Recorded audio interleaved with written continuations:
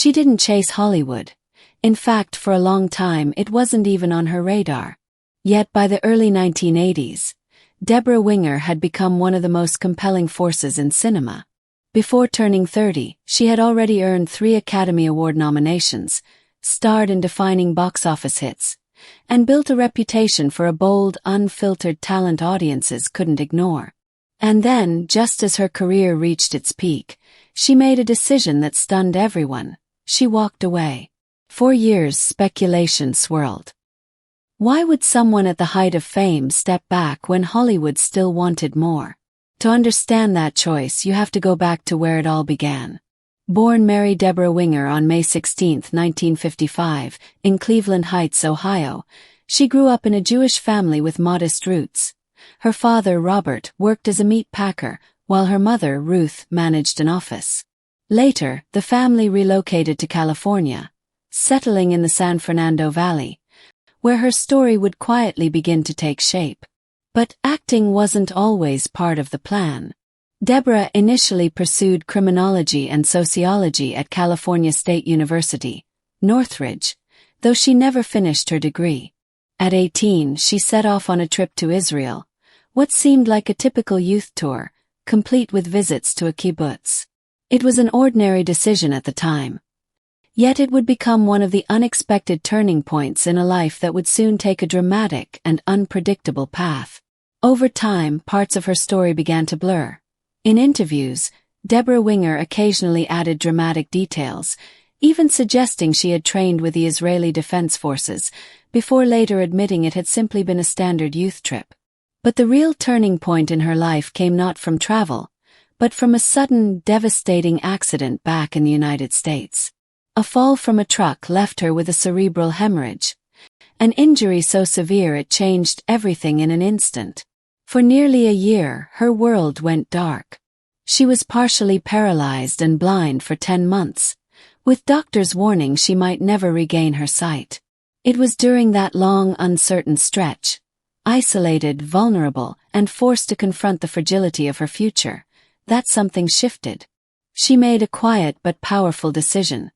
If she ever recovered, she would move to California and become an actress. It wasn't a childhood ambition or a carefully planned goal, but a realization born out of trauma, shaped in silence and darkness.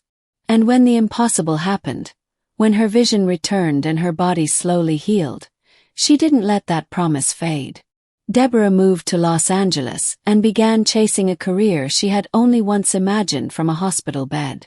The beginning, however, was far from glamorous. Her early roles were small and easily overlooked, including a part in the little-known 1976 film Slumber Party 57, a project that came and went without leaving a mark. But for Deborah, it was only the first step into a future she had already fought so hard to reclaim. Then came a small but memorable breakthrough. Deborah Winger landed a 3-episode arc on the TV series Wonder Woman, playing Drusilla, also known as Wonder Girl, the younger sister of Linda Carter's iconic Diana Prince. The role had potential, and producers even offered her a recurring spot. But Deborah made a surprising choice. She turned it down. At a time when most young actors would cling to stability, she worried about being typecast, about getting trapped in a single image before her career had the chance to fully unfold.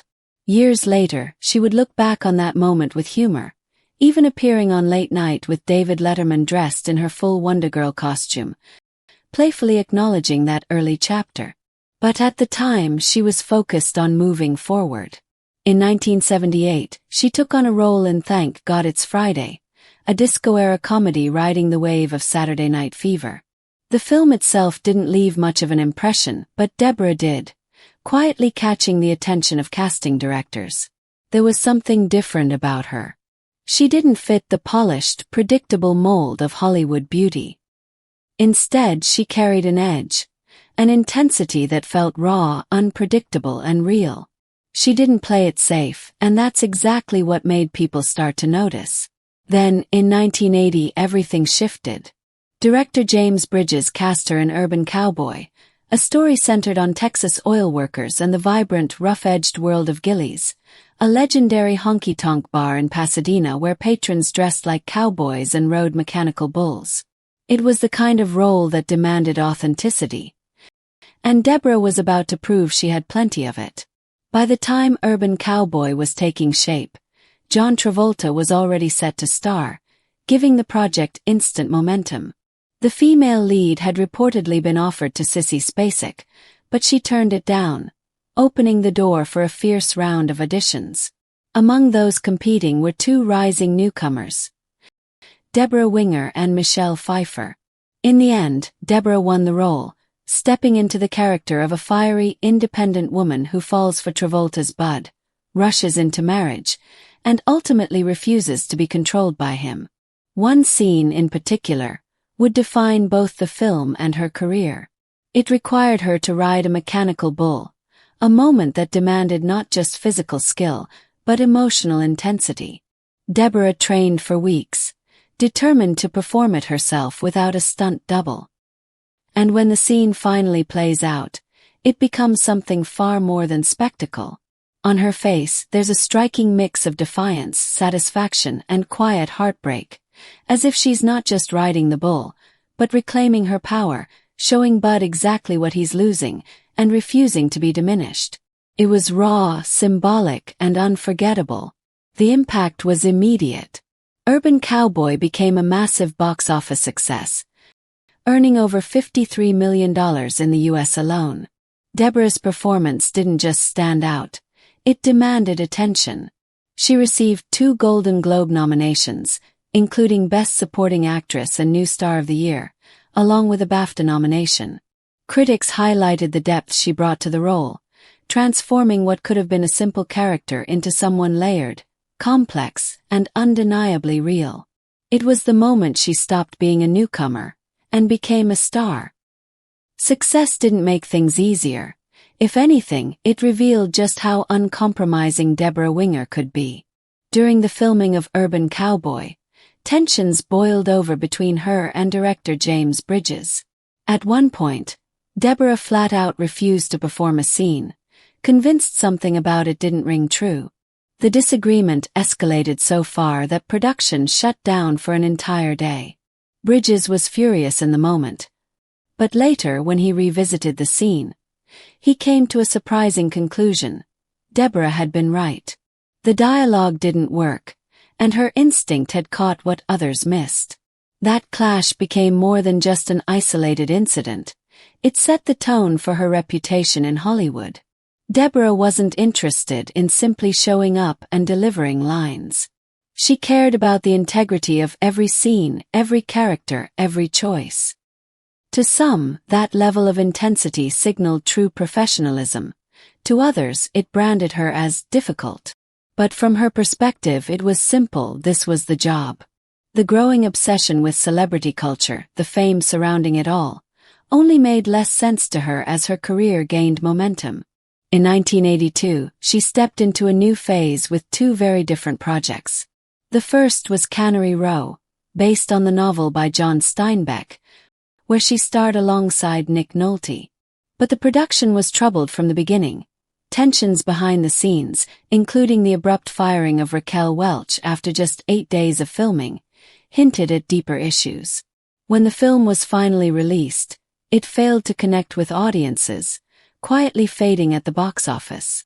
Yet even in setbacks like this, Deborah's journey was far from slowing down. Something much bigger was just around the corner. But whatever setbacks came before were quickly overshadowed by what followed. Debra Winger returned to the screen in An Officer and a Gentleman, a film that would redefine her career. The story centered on Zach Mayo, a naval aviation trainee played by Richard Gere, and Paula Pokrivki, a factory worker brought to life by Deborah. Their romance built toward a now legendary finale. Gere's character, dressed in full naval uniform, lifting Deborah's character into his arms and carrying her out of the factory. It became one of the most iconic love scenes in cinematic history, a moment audiences would remember for decades. But behind that sweeping romance was a far less glamorous reality. The production was filled with tension, particularly between Deborah and director Taylor Hackford. They clashed constantly. Deborah felt he was controlling and dismissive of her creative input, while Hackford saw her as combative and unwilling to bend. Years later, she would openly describe him as one of the worst directors she had ever worked with, a statement that only reinforced her growing reputation in the industry. And the friction didn't stop there. According to Louis Gossett Jr., who played Sergeant Emile Foley and won an Academy Award for his performance, the on-screen chemistry between Deborah and Richard Gere hid a very different truth. Off-camera, the two actors could barely stand each other. The tension was constant, making even their most intimate scenes difficult to film. Yet somehow, that underlying friction translated into something electric on screen. A reminder that sometimes the most unforgettable performances are born not from harmony, but from conflict. The tension between Deborah Winger and Richard Gere didn't fade when filming ended. If anything, it deepened. Deborah later described him as a brick wall, while Gere admitted in interviews that he found her unpredictable and difficult to work with. For years afterward, the two barely spoke. When it came time to promote an officer and a gentleman, Deborah made another bold choice. She refused. She had no interest in pretending the experience had been harmonious when it clearly hadn't been. And yet, none of that turmoil showed on screen. The film became both a critical and commercial triumph, earning over $130 million at the domestic box office and securing multiple Academy Award nominations. Deborah herself was nominated for Best Actress, and at just 27 years old, she was firmly established as one of Hollywood's most powerful talents. Then, in a move that surprised almost everyone, she took on one of the most unusual roles of her career. For E.T. the Extraterrestrial, she quietly contributed her voice. Her distinctive husky tones blended into the sound design that gave E.T. his unforgettable voice. It was an uncredited performance, done as a favor to Steven Spielberg, and remains one of the more unexpected entries on her resume. But Deborah wasn't done proving herself. In 1983, she delivered what many consider the defining performance of her career in terms of endearment, directed by James L. Brooks. It was a role that would push her even further, emotionally, artistically, and cement her place among the very best of her generation. Under the direction of James L. Brooks, Terms of Endearment unfolded as a deeply emotional story about Emma Greenway and her complicated bond with her strong-willed, overbearing mother, Aurora.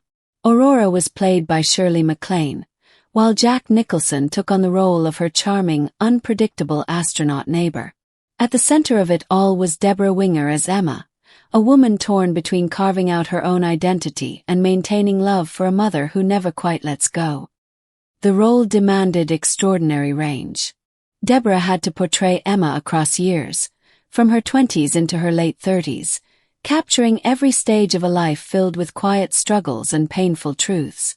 Emma marries a man her mother disapproves of, builds a family, endures betrayal, and ultimately faces a devastating cancer diagnosis. It was the kind of performance that required complete emotional immersion, and Deborah gave herself to it without holding anything back.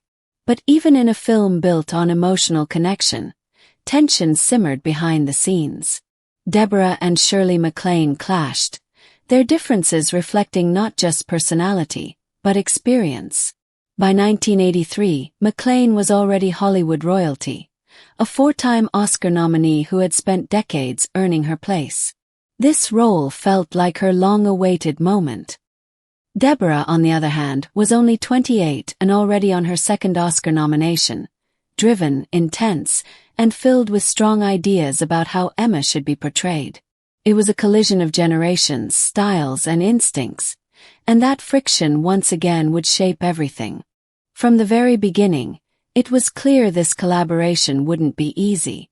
Debra Winger didn't hold back.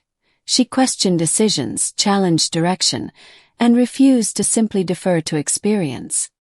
Her first meeting with Shirley MacLaine said everything. MacLaine arrived draped in luxurious fur coats, embodying classic Hollywood elegance. Deborah showed up in combat boots and a miniskirt, raw, unconventional, and unapologetically different. They weren't just two actresses. They represented two entirely different eras, two opposing philosophies of what it meant to perform.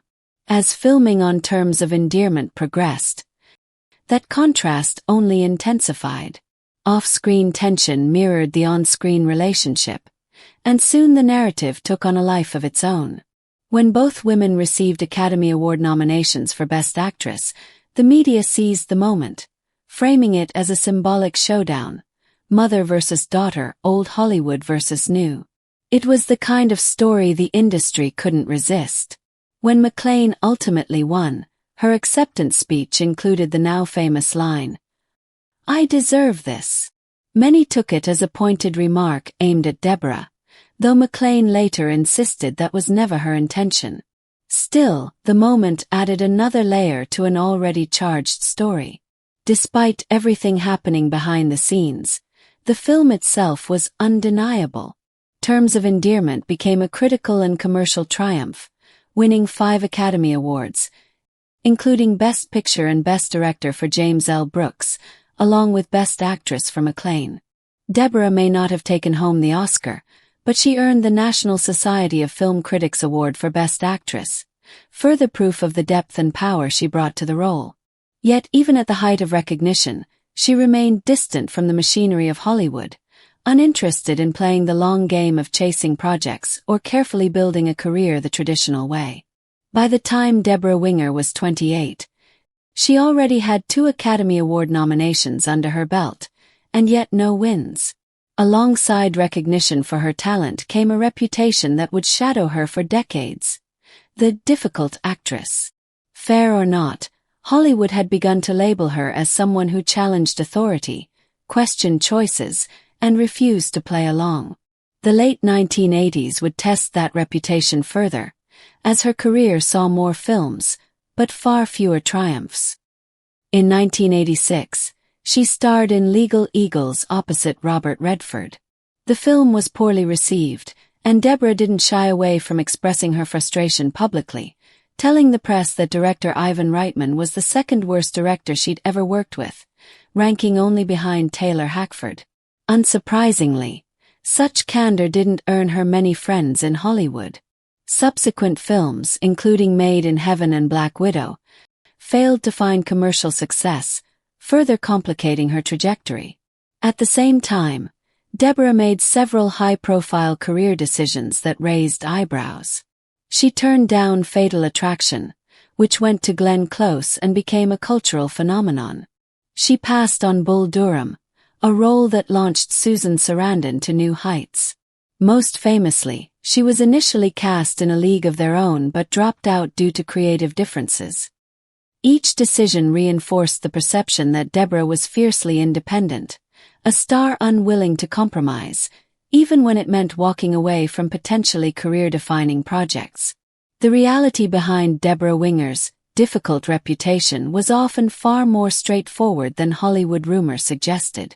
She refused to work with certain co-stars.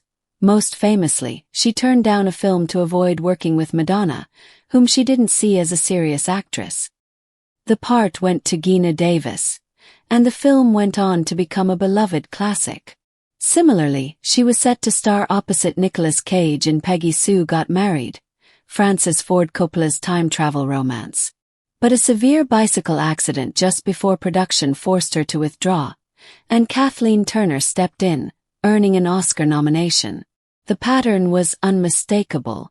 Deborah held strong opinions about scripts, directors, and co-stars. She spoke her mind openly, a quality that, in the male-dominated Hollywood of the 1980s, came with consequences. Her honesty, integrity, and refusal to compromise frequently clashed with the industry's expectations for women, especially young leading ladies. Even so, those who knew her talent recognized what lay beneath the label. In a 1986 interview, Geena Davis told Barbara Walters that she saw a great deal of herself in Deborah, a woman whose intensity and care for her work sometimes got misread as being difficult. But acknowledgement from peers couldn't erase the stigma. Once the label took hold, casting directors grew cautious, wary of hiring someone who demanded so much creative respect, and the reputation that followed Deborah would continue to shadow her, no matter her talent. By the early 1990s, the Hollywood landscape was shifting for Deborah Winger. Directors, wary of the so-called difficult label, began offering her fewer and fewer high-profile roles. Yet in 1993, she delivered a performance that reminded everyone of her exceptional talent. In Shadowlands, she portrayed Joy Davidman, the fiercely intelligent American poet who became the wife of Anthony Hopkins's C.S. Lewis. The film traced their unlikely romance and Joy's tragic battle with cancer. For the role, Deborah adopted a clipped New York accent, a departure from her usual style, and infused the character with sharp intellect and unflinching independence. Joy wasn't just a romantic figure. She was a woman who challenged Lewis's views on faith, love, and life itself.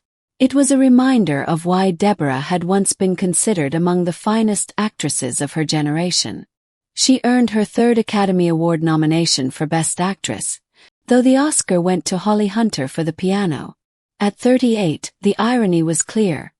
Even as she continued to give powerhouse performances, the roles coming her way were dwindling. That same year, she also earned a Golden Globe nomination for A Dangerous Woman, portraying a mentally impaired woman struggling to navigate life and love.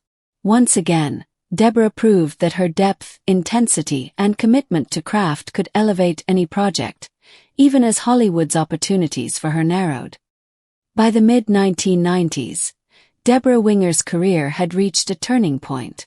In 1995, she appeared in Forget Paris alongside Billy Crystal, a light-hearted romantic comedy about a couple navigating life's ups and downs. While the film was charming enough, it lacked the depth and intensity that had defined her best work. It was pleasant, but ultimately forgettable, a sign that the projects coming her way no longer inspired her. Shortly after, Deborah made a decisive and surprising choice. She stepped away from Hollywood entirely. The moment came while she was in Ireland. Standing on a quiet road, she turned to her boyfriend at the time, Arliss Howard, and simply said, "That's it. I'm done." At 40 years old, after nearly 20 years in the industry and 3 Academy Award nominations, she was exhausted. In later interviews, Deborah explained her decision with rare honesty. She told People magazine that she had wanted out for years. The roles being offered were no longer compelling. She had already played those parts, felt those emotions, and explored those stories. Walking away wasn't about failure. It was about preservation, choosing to step back before her art became stale and before her passion faded. It was a bold move, one that reflected the same fierce independence that had always defined her career. By the mid-1990s, Deborah Winger realized that Hollywood no longer offered the challenges she craved. The roles felt repetitive, uninspiring, and creatively empty. At the same time, she was deeply invested in her family. Her son Noah Hutton,